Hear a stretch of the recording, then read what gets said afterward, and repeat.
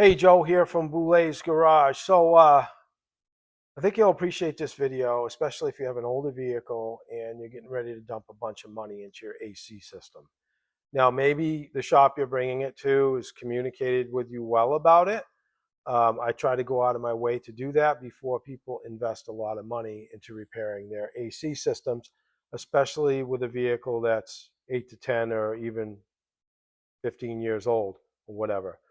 So this mostly applies to like in the Northeast or any part of the country or the world that uses salt on the roads in the winter.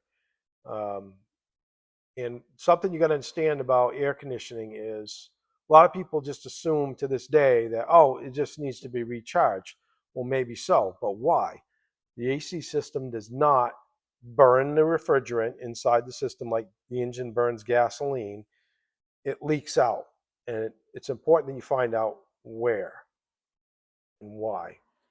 Because you can go to AutoZone or wherever and you can get a charge cylinder and give yourself a high five and you've charged it, but you didn't add any oil to it because you were oblivious to the fact that it was leaking refrigerant oil, and the oil needs to be replenished to lubricate the compressor internally.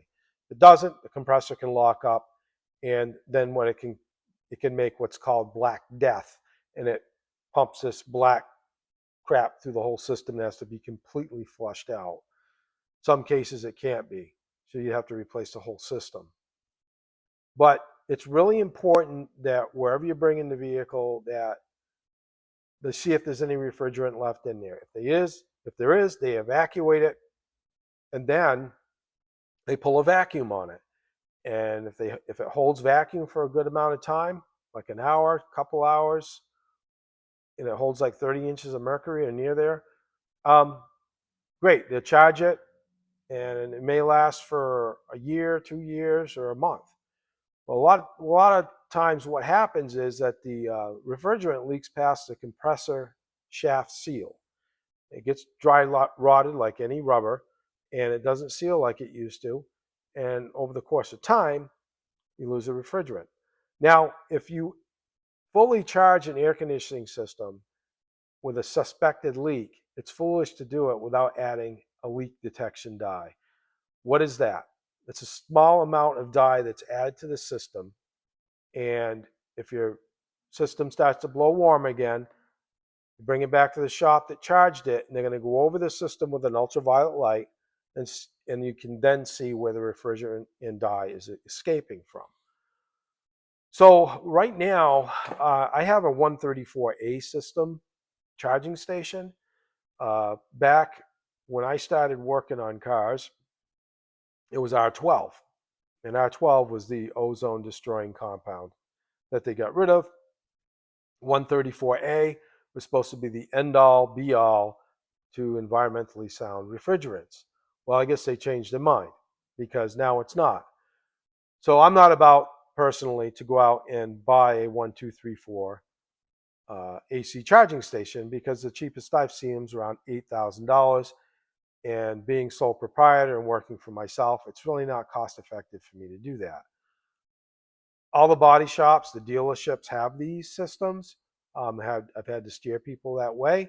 I'm just not getting involved with them. I've turned away probably about 4 phone calls, but it's seasonal here in the Northeast. Now, if I lived in the South where it was hot, it might be cost effective for me to do that. But I'm not going to buy one of those machines, especially at this point in time.